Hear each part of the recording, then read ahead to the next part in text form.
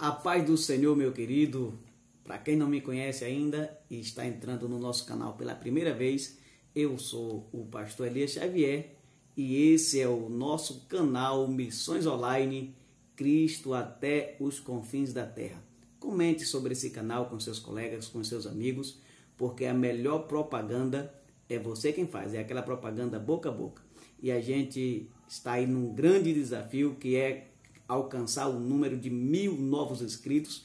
Falta pouco mais de 800, então a gente está muito animado, sabendo que Deus nos dará a vitória. E eu conto com você, tá certo? Então compartilhe esse vídeo nas suas redes sociais, no Message, no WhatsApp, no Facebook, no Instagram, no Twitter, como você puder compartilhar e com quem você puder compartilhar, compartilhe, vamos juntos nessa corrente do bem pela propagação do Evangelho de nosso Senhor e Salvador Jesus Cristo. Lembrando que aqui você tem um dos melhores comentários da Escola Bíblica Dominical. Por essa razão, você que é professor da Escola Bíblica, você que é aluno assíduo e que ama esse trabalho, não pode deixar de assistir esse vídeo até o final e depois deixar o seu like se você gostar do nosso comentário, tá certo? Hoje eu estou vestido com a camisa de Capulana, e em homenagem aos nossos irmãos ali de Moçambique, também lembrando da nossa estadia, da nossa passagem por ali, onde vivemos 3 anos ali, fazendo a obra do Senhor, cumprindo o ídolo de nosso Senhor e Salvador Jesus Cristo. Foram anos muito bons e que a gente sente muita saudade. Um abraço para todos os nossos irmãos aí de Moçambique, tá certo? Então, meus queridos, eu conto com você para a gente poder alcançar 1000 novos inscritos. Falta pouco mais de 800. Você trabalhar, se a gente trabalhar junto, Deus vai abrir as portas e nós vamos chegar lá, tá certo? E hoje a nossa lição é a lição de número 10. Já estamos chegando aí para o finalzinho do trimestre. Esse trimestre que tanto abençoou as nossas vidas. Quantas pessoas, quantos homens e mulheres não foram tocados, não foram abençoados por esse trabalho, por esse comentário da revista da Escola Bíblica Dominical. Então, estamos muito felizes e gratos a Deus por termos a oportunidade de fazer parte desse trabalho, de fazer parte desse projeto divino. E hoje a nossa lição traz o seguinte tema: só o Evangelho muda a cultura humana. Olha que coisa linda, só o Evangelho muda a cultura humana. O nosso textuário está no livro de 1 Tessalonicenses, capítulo 1, e o versículo de número 9. E a nossa leitura bíblica em classe está também no livro de 1 Tessalonicenses, capítulo 1, do versículo 1 até o versículo de número 10. Nessa lição, nós veremos que nenhuma cultura pode ser considerada neutra. Por quê? Diferente do que dizem algumas pessoas, que há 3 fontes que dão origem às culturas: Deus, o homem e o diabo. Na verdade, à medida que nós formos estudando essa lição, nós perceberemos que a cultura, ou ela está baseada em Deus, ou ela estará baseada no pecado. E quando essa cultura não está baseada no caráter moral de Deus, então essa cultura ela nunca será inofensiva. Por que ela nunca será inofensiva? Porque ela sempre refletirá a crença, a vida espiritual do indivíduo. Aí você pode falar assim: mas pastor, nesse caso o ateu que não acredita na existência de Deus. Sim, o ateísmo é uma crença na não existência de Deus. Então, de qualquer forma, a cultura de um povo ou de um indivíduo vai refletir a sua religiosidade.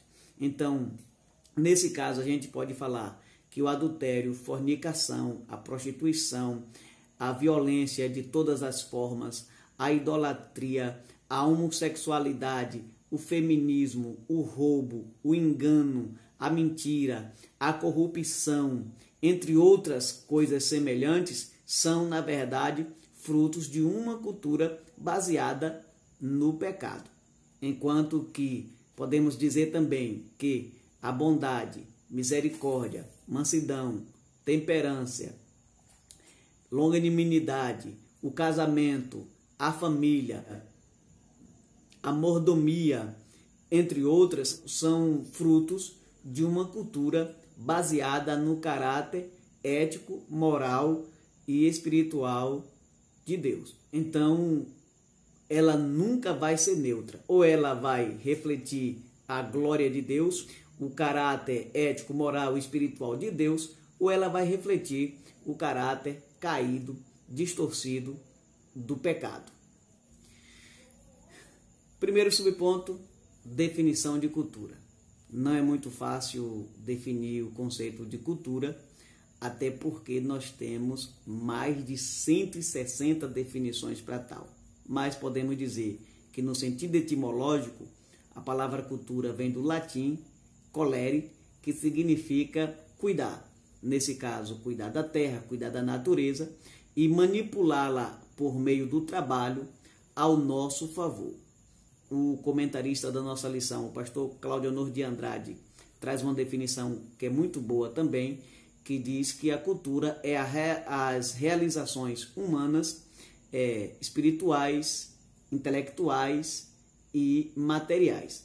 Ainda poderíamos dizer também que cultura é a forma ou o modo como um grupo de pessoas se relaciona com o seu tempo e espaço.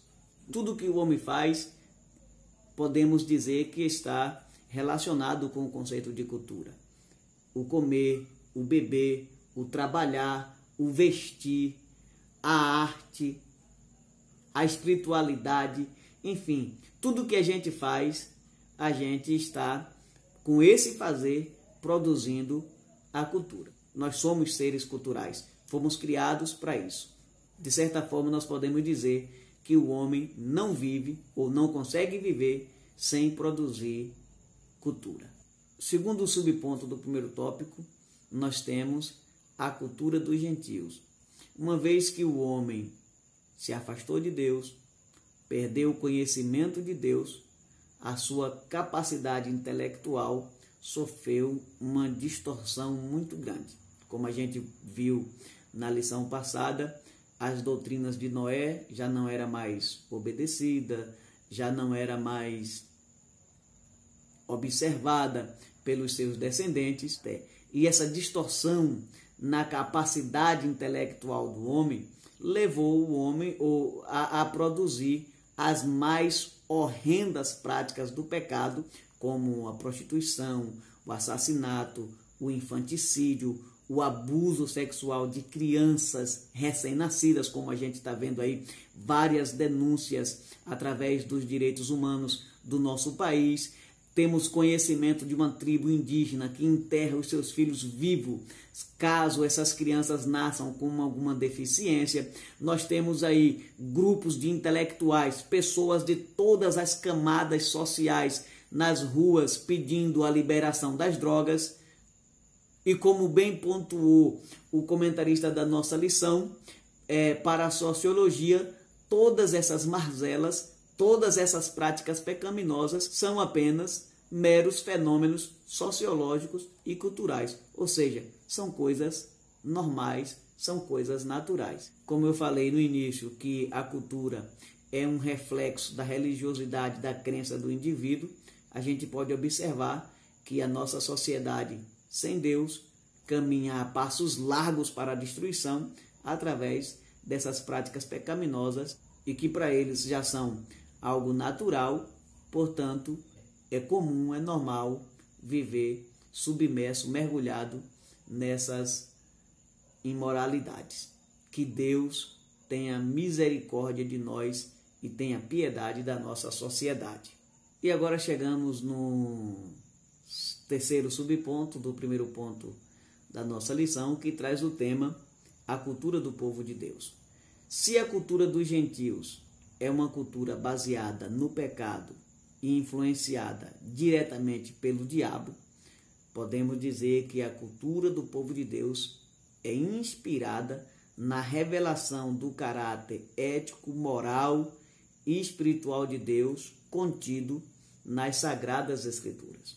Por essa razão, o povo de Deus busca desenvolver sempre uma cultura que possa expressar tudo que é bom, justo, honesto, honroso, agradável a Deus. Por quê? Porque nós não vivemos mais para nós mesmos, mas nós vivemos para Deus. Como disse o apóstolo Paulo, não vivo mais eu, mas Cristo vive em mim. Nesse sentido, nós vivemos como mordomos de Deus, cuidando e nos relacionando com as coisas criadas de forma que o nome de nosso Deus seja glorificado através das nossas vidas. Por isso nós produzimos essa cultura diferenciada. E aonde nós estivermos, em qualquer parte do mundo, haverá também a produção dessa cultura santa e agradável a Deus. Segundo ponto da nossa lição traz o tema uma cultura baseada na iniquidade, que agora a gente passa a comentar a partir do primeiro subponto, que é a cultura original. Se não fosse o pecado de Adão, se o homem não tivesse caído, com certeza a nossa cultura, de forma geral, seria totalmente diferente. Só para você ter uma ideia, nós não teríamos policiais. Por que nós não teríamos policiais? Porque não teríamos bandidos, não teríamos criminosos, não teríamos juízes. Por que não teríamos juízes? Porque não teríamos causas para serem julgadas. As nossas músicas não seriam essas músicas imorais que fazem apologia à violência, às drogas, que degrada a imagem da mulher, que degrada a imagem da família, do casamento, que fala de prostituição, adultério. Nós não teríamos esse tipo de música. As nossas músicas, os nossos seriam louvores, seriam músicas sacras, pura adoração ao nome do Senhor. A nossa sociedade seria uma sociedade completamente diferente, sem violência, sem prostituição, sem essas coisas ruins que a gente conhece. A terra que nós vivemos agora seria um verdadeiro paraíso. As nossas relações sociais seriam as mais cordiais que você possa imaginar. Todas as nossas ações seriam pura e simplesmente para a glorificação do nome do Senhor nosso Deus. Mas por causa do pecado, por causa da queda de Adão, da desobediência dos filhos de Noé, que deixaram de seguir a doutrina do patriarca, que se afastaram de Deus, é que nós vivemos nesse mundo tão imoral e temos que lidar com tantas situações desagradáveis e ruins que nos causa muita tristeza e amargura de alma e de espírito.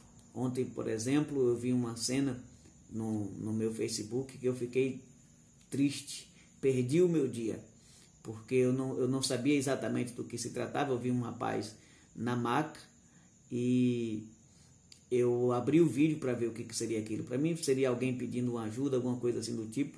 Era um jovem de aproximadamente 20, 25 anos que, numa troca de tiro com a polícia, foi baleado, estava no hospital já à beira da morte, sendo levado ali para a sala de cirurgia, mas agonizando, uma coisa tão ruim de se ver, que eu nem assisti o final do vídeo, e aquilo me trouxe uma tristeza tão grande no meu coração, de ver um ser humano naquele estado, naquela situação, e eu sabendo que tudo aquilo ali estava acontecendo com aquele jovem, com aquele rapaz, porque simplesmente ele rejeitou viver uma cultura baseada nos princípios espirituais estabelecidos por Deus.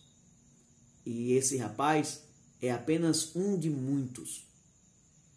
Essa situação é apenas uma de várias, de muitas que acontecem ao redor do mundo.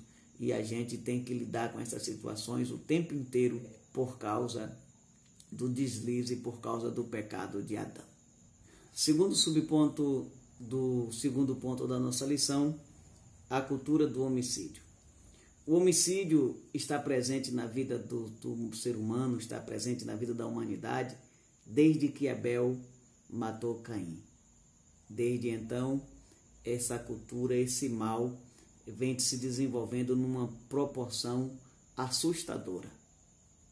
Haja vista que Deus destruiu a terra, aquela civilização daquela época, exatamente por causa dessa cultura da violência. É interessante a gente notar, a gente entender que Deus não mandou o dilúvio e matou os homens, acabou com aquela civilização, não foi por causa da idolatria, não foi por causa da homossexualidade, não foi por causa da mentira, do engano, não. Deus destruiu aquela civilização no dilúvio exatamente por causa da violência. O derramamento do sangue inocente foi tão grande, foi tão terrível, que a Bíblia diz que Deus entristeceu de haver criado o homem.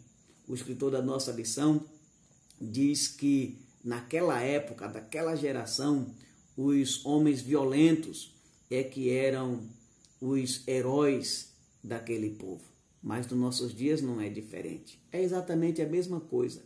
A violência, o homicídio, o assassinato vem sendo glamorizado, vem sendo romantizado através dos filmes, novelas e desenhos animados. E também, por que não dizer, através da música. Quantas músicas estão cantando aí, fazendo apologia ao homicídio, ao suicídio, à violência, às drogas.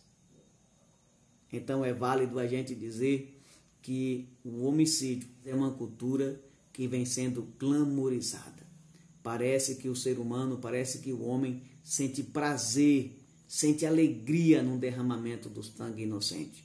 Quando eu falo do homicídio, isso me dá uma tristeza muito grande, porque é realmente uma situação lamentável para a nossa sociedade.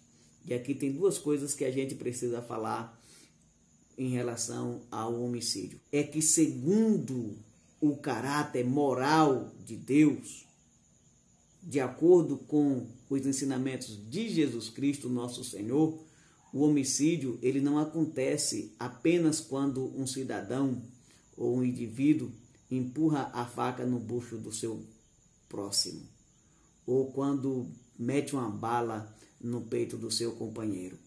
Muito pelo contrário, o homicídio ele acontece quando o homem se encolera contra o outro. Ele acontece quando o indivíduo se ira contra o seu irmão sem nenhuma causa. Foi isso que Jesus falou, que qualquer que se encolarizar, qualquer que se irar contra o seu irmão sem nenhuma causa, já é réu do fogo do inferno, porque para Deus ele cometeu assassinato contra o seu irmão. A segunda coisa que a gente precisa entender é que quando nós estamos falando aqui de homicídio, nós estamos falando também daquelas crianças que são assassinadas ainda no ventre da sua mãe. E aqui é uma coisa terrível, porque em alguns países do mundo já é uma prática de assassinato legalizada. Em outros países, como é o caso agora da Argentina, me parece que esse presidente que foi eleito agora, tomou posse esse ano, já enviou para o Congresso um projeto de lei para a legalização dessa prática terrível, que é o assassinato dessas crianças. Aqui no Brasil, essa discussão não para. Os grupos de esquerda da política brasileira defendem com unhas e dentes a legalização do aborto, para nossa tristeza e para nossa vergonha. Eu não conheço nenhuma espécie de animal que mate os seus filhos, a não ser alguns animais com algum distúrbio mental. Mas o homem que é racional, o homem que sabe, tem a coragem de destruir a vida de uma criança no momento mais indefeso de sua vida, no momento que ela mais depende do cuidado da mãe, no momento que ela mais depende do carinho, do amor do pai. É o momento que muitas mulheres mancomunadas com os seus parceiros estão indo para as clínicas de aborto aqui no Brasil, clandestinas, ou tomando remédio para matar essas crianças. Em outros países que são legalizados, até uma determinada fase da gestação, os testemunhos, as coisas que a gente ouve falar são terríveis. Crianças que são arrancadas do ventre ainda vivas e são assassinadas ali pelos médicos. A forma que essas crianças são cortadas dentro da barriga da mãe em pedacinhos e puxadas para fora. Esse dia estava lendo sobre um senhor, não me lembro bem qual é o país, mas esse cidadão, ele fez um cemitério só para crianças que foram abortadas. Ali naquele cemitério, milhares e milhares de covas, milhares e milhares de túmulos estão ali, de pessoas que nunca viram a luz do dia, porque os seus pais, a sua mãe, aqueles que deveriam proteger e amar aquelas crianças, foram os seus algozes, foram aqueles que tiveram a coragem de arrancar as suas vidas. Então, isso me dá muita tristeza no coração quando eu falo desse assunto, porque para mim é inconcebível que uma mãe tenha a coragem de tirar a vida do seu próprio filho. Eu sei que as feministas vão dizer que eu sou homem e não posso opinar nessa questão, porque a mulher tem o direito de fazer o que quiser com o seu corpo. Isso é uma falácia, porque de fato o corpo é da mulher e a mulher tem sim o direito de fazer o que quiser com o seu corpo, mas não com a vida da criança, porque a criança é uma vida alheia à vida da mãe, é uma vida separada da vida da mãe. Não tem nada a ver, a criança não é uma extensão do corpo da mãe. Então isso é muito triste, ver que essa cultura do homicídio tem prosperado e tem ganhado uma proporção tão absurda como essa que nós estamos vendo. Como eu falei já no tópico passado, uma tribo indígena que enterra os seus filhos simplesmente porque nascem com deficiência. Que tristeza. Eu acredito, como isso tem tocado, como isso tem entristecido o coração de Deus. E para mim, como ser humano, eu sinto muita vergonha de ver que a nossa sociedade chegou a esse ponto. Mais uma vez eu vou repetir, que Deus tenha misericórdia de nós. O terceiro subponto do segundo tópico traz o tema a cultura do erotismo. A cultura do erotismo tem sido tão venerada na nossa sociedade que prostituição virou profissão e um simples slogan, adolescência primeiro, gravidez depois, gerou uma polêmica sem tamanho nos meios de comunicação da nossa sociedade. Parece que fazer uma campanha, parece que o governo lançar uma campanha para incentivar o adolescente a viver a sua fase de adolescente, sem pensar nessa vida sexual, é uma coisa absurda do outro mundo. A sociedade está tão distante de Deus, os homens estão vivendo tão afastados de Deus, que uma simples atitude como essa do nosso governo agora parece ser a coisa mais absurda do mundo. Parece ser uma coisa de outro planeta. Não dá nem para a gente acreditar no que os nossos olhos estão vendo e os nossos ouvidos estão ouvindo por parte dessa nossa sociedade quando nós falamos dessa cultura do erotismo. E aqui nós podemos constatar que o relacionamento sexual deixou de ser um fruto da união conjugal entre um homem e uma mulher, deixou de ser um fruto do casamento heterossexual para se tornar uma fonte de prazer descompromissado e irresponsável valendo tudo.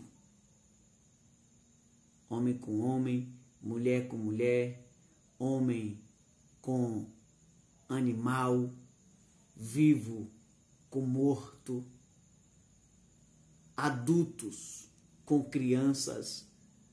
Haja vista uma campanha na nossa sociedade, encabeçada pela Rede Globo de televisão pela legalização da pedofilia.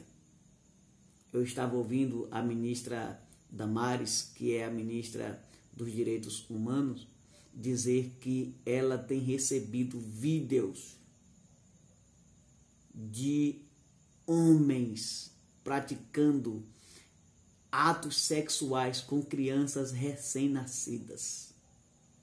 Crianças no peito de suas mães.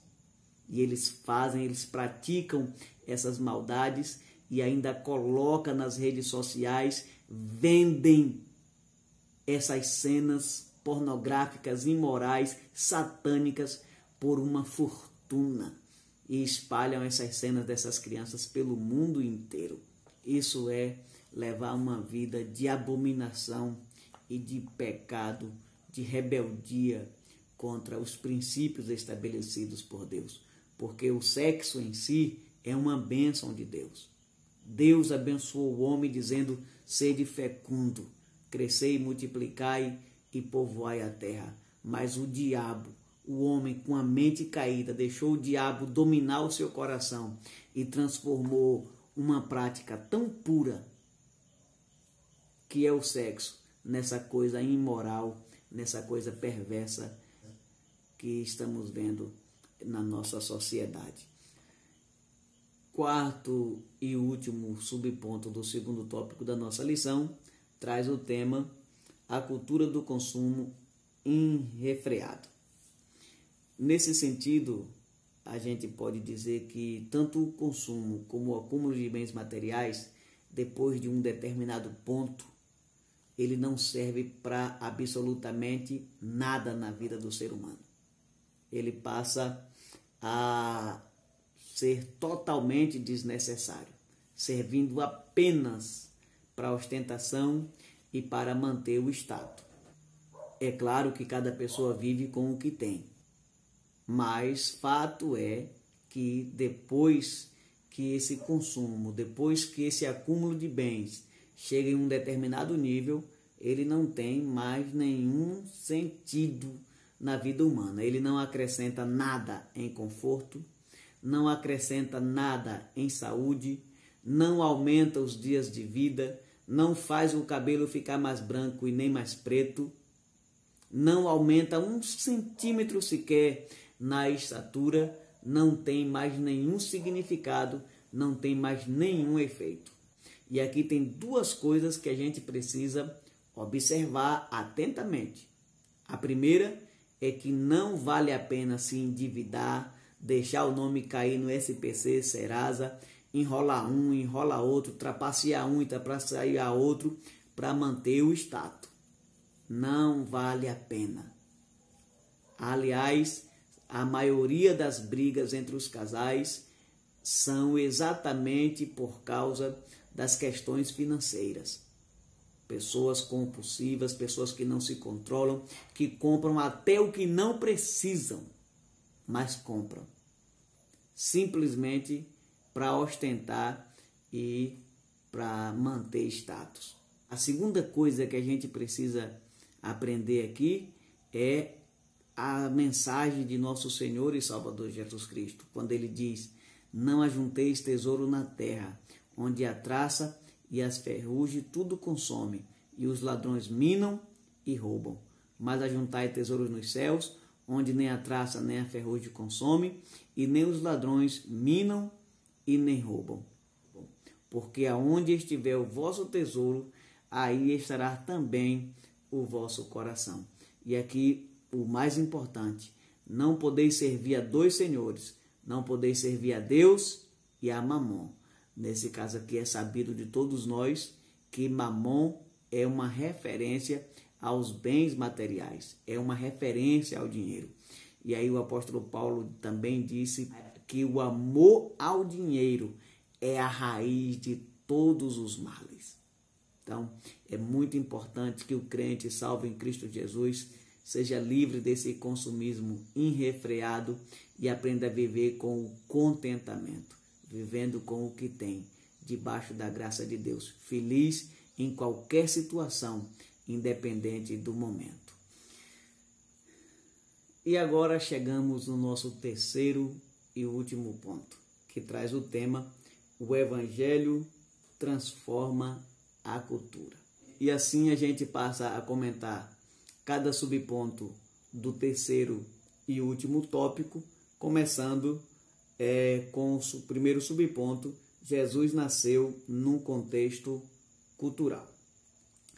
Nenhum homem vive sem cultura. Por que nenhum homem vive sem cultura? Porque aonde houver um grupo social, ali também haverá uma produção cultural. Então é impossível que o ser humano consiga viver de forma sem produzir nenhum tipo de cultura. E no caso de Jesus, é válido a gente ressaltar aqui que quando Jesus nasceu, Roma era o império dominante do momento. Roma dominava 1/3 da terra. Então, 1/3 dos homens da terra viviam e morriam sob as leis do Império Romano. Porém, no caso, Roma havia conquistado os gregos através da força, através do poder bélico, através da guerra, mas os gregos dominaram Roma através da cultura. Então, quando Jesus nasceu, em todo o Império Romano tinha o que nós chamamos de cultura greco-romana. E apesar dos judeus serem bastante conservadores, era praticamente impossível que eles não fossem influenciados por essa cultura greco-romana. E foi exatamente nesse ambiente, nesse emaranhado cultural, que Jesus nasceu, trazendo uma mensagem de Deus tão poderosa que mudou a vida e a cultura de muita gente, não apenas daquela geração, daquela época, e nem limitando-se à questão geográfica de Jerusalém, Judeia, Samaria, mas a mensagem de Jesus foi tão fecunda, tão transformadora, que alcançou pessoas e povos de todos os tempos, de todas as épocas, em todos os lugares. Por que isso aconteceu? Porque, como disse o apóstolo Paulo, o Evangelho é poder de Deus capaz de transformar toda a cultura maligna, toda a cultura perversa, forjada na mente do diabo e colocado no coração do homem. Segundo subponto do terceiro tópico da nossa lição, traz o tema: o Evangelho transforma a cultura. Como eu já falei no primeiro subponto do terceiro tópico, Paulo disse para a igreja de Roma: eu não me envergonho do Evangelho de Cristo, porque é poder de Deus e salvação para todo aquele que crê. Baseado nessas palavras do apóstolo Paulo, nós podemos dizer que quando o Evangelho de Jesus Cristo encontra um coração fértil, um coração sedento, que esse Evangelho ele penetra até a alma do indivíduo e não há cultura maligna que possa resistir ao poder desta palavra. Eu me lembro de quando estávamos ali em Moçambique, no norte daquele país, no meio de uma comunidade muçulmana, em Nacala a Velha. Logo quando a gente chegou, a minha esposa começou a fazer um trabalho com as crianças. E ela comprou uns lápis de cor, umas folhas de ofício, fez uns desenhos, uns lápis e levou para a igreja, reuniu umas dezenas de crianças ali e distribuiu aqueles lápis para que eles pudessem desenhar e pintar os desenhos. E depois, quando terminou aquele trabalho, ela procurou os lápis de coco, não tinha mais nada. E ela foi orar e no próximo sábado ela estava de volta com essas mesmas crianças e aí ela começou a ensinar que aquele que conhecia Jesus, aquela pessoa que abrisse o coração para que o evangelho de Deus entrasse, seria transformada e que não roubaria mais, não pegaria coisa de dono, né? É assim que o moçambicano fala, não pegaria coisa de dono, que não levaria para casa aquilo que não era seu. E ela foi ensinando aquelas crianças e surpreendentemente, muitas vezes quando ela conta esse testemunho, ela chora, ela se emociona, porque surpreendentemente aquelas crianças foram trazendo os lápis de cor, os lápis de desenhar, tudo que eles tinham levado escondido, aquelas crianças, eles foram trazendo e devolvendo um a um. O que é isso se não for o evangelho de Jesus Cristo transformando a cultura? O que é isso se não for o evangelho de Jesus Cristo agindo na vida do ser humano? Eu me lembro que quando chegamos ali em Moçambique, olha, hoje eu falei que eu estou com a camisa de Capulana em homenagem aos nossos irmãos moçambicanos, e estou contando aqui um testemunho vivido ali naquele país. Quando nós chegamos ali no norte de Moçambique, alguns dos nossos colegas me falaram que seria 30 anos para um moçambicano daquele se converter, aceitar Jesus Cristo e abandonar a feitiçaria, abandonar o islamismo, abandonar aquelas culturas ruins que a gente já sabe qual é o fundamento. E eu fiquei preocupado porque a minha intenção era passar de uns 7 a 10 anos em Moçambique. Eu disse, Deus, eu não quero passar aqui 30 anos. Quero passar aqui entre 7 e 10 anos. Mas Deus fez uma coisa surpreendente ali na Cala Velha. Eu me lembro que o Espírito Santo de Deus começou a fazer vários milagres. E um grande milagre que Deus fez ali foi numa época de seca. Nós fizemos uma campanha de oração e Deus mandou chuva. Deus fez a chuva cair naquele lugar. E eles estavam duvidando, alguns irmãos ali da igreja estavam duvidando que Deus ia fazer chover, porque eles diziam que era o feiticeiro que estava segurando a chuva. E inclusive tive até uma discussão com um muçulmano sobre esse assunto, foi uma coisa maravilhosa, eu não vou entrar aqui nos detalhes, mas o fato é que Deus fez chover depois de 15 dias da nossa campanha de oração. E o resultado foi que aqueles irmãos ali que congregavam com a gente, que oraram com a gente e que viram Deus fazer esse milagre, nunca mais voltaram na casa do feiticeiro. Nós tínhamos ali algumas crianças de 10, 12 anos e eu me lembro que depois desse dia, essas crianças, esses adolescentes, quando adoecia, que os pais queriam levar na casa do feiticeiro, na casa do curandeiro, eles apanhavam, mas não ia.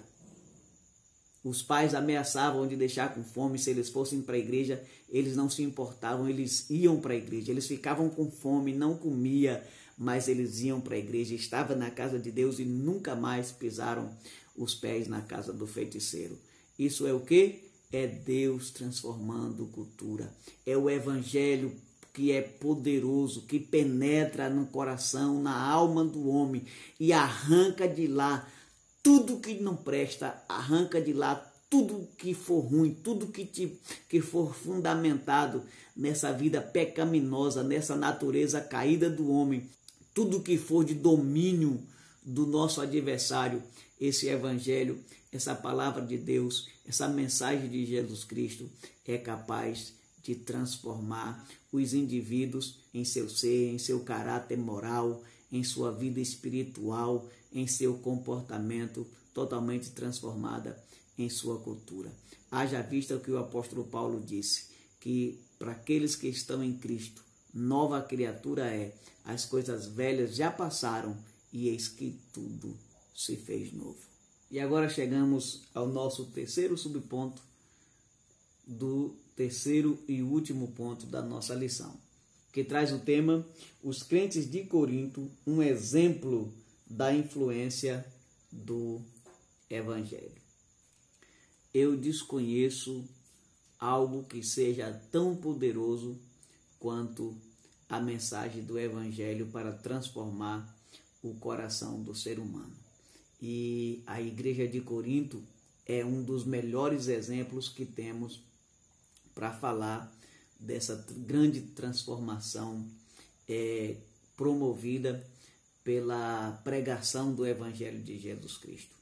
Aquela cidade era uma cidade promíscua, era uma cidade idólatra, cujos os seus rituais ali em seus templos eram regados a muita prostituição, a muita imoralidade, e o apóstolo Paulo chega ali e planta a semente do Evangelho, e o resultado foi um resultado fecundo e poderoso, transformador do coração de muitas pessoas ali na cidade de Corinto. E observe que o apóstolo Paulo chega em Corinto aproximadamente no ano 52 depois de Cristo, e ele fica ali por 1 ano e 8 meses. Então, significa dizer que Paulo não demorou muito ali naquela cidade. O tempo de Paulo ali foi curto.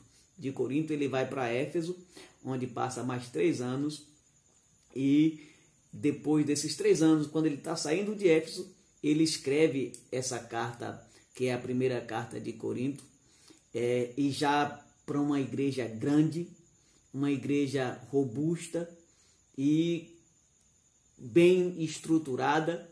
Então, num espaço de tempo muito curto, o Evangelho penetrou no meio daquela comunidade corrompida, e do meio daquela comunidade corrompida, Deus separou, elegeu, santificou um povo para ser chamado de seu. Então, é maravilhoso, é glorioso quando a gente olha para comunidades como aquelas comunidades, como a de Corinto, e vê a grande transformação que o Evangelho de Jesus Cristo proporciona. Isso significa dizer, como disse o nosso comentarista, que mesmo que a gente não consiga transformar a nossa sociedade em sua totalidade, mas nós vamos influenciá-la através da pregação do Evangelho. Porque somente o Evangelho de Jesus Cristo é capaz de penetrar nos corações e arrancar de lá essas culturas malignas, imorais, perversas e contrárias aos princípios espirituais estabelecidos por Deus. Mas essa mensagem do Evangelho de Jesus Cristo, ela não transformou apenas a comunidade de Corinto, ela transformou e continua transformando várias outras comunidades. Estou me lembrando aqui da igreja de Éfeso também, que foi a cidade para onde Paulo foi quando saiu de Corinto. A gente vê mais tarde Paulo escrevendo também para a igreja de Éfeso, dizendo: aquele que roubava não rouba mais, aquele que mentia não minta mais. Então, é a transformação do Evangelho de Jesus Cristo. Só Jesus tem esse poder. Só a palavra tem esse poder de transformar o homem. E por meio da pregação do Evangelho de Cristo Jesus, nós vamos continuar salgando a terra e iluminando a nossa sociedade. Eu peço a você que ore por mim. Não está sendo fácil fazer esses vídeos, porque a gente não tem um estúdio apropriado. Então, enquanto a gente está gravando aqui, cachorro está latindo, galo está cantando, o vizinho está conversando, carro passa na rua e vizinho liga som. É realmente muito difícil, e eu preciso muito das vossas orações. Ore por nós, ore por mim, para que Deus abra as portas e a gente consiga construir um estúdio apropriado, e para que possamos ter uma maior liberdade para a gravação dos nossos vídeos, tá bom? E não esqueça de compartilhar o máximo que você puder. Vamos juntos, eu preciso chegar ao número de 1000 novos inscritos. Só falta 800 e um quebradinho aí. Me parece que é 820, 810 por aí. E eu estou confiante que Deus vai abrir as portas e nós vamos chegar lá. Me ajude nesse propósito, tá bom? Um abraço e até o próximo vídeo.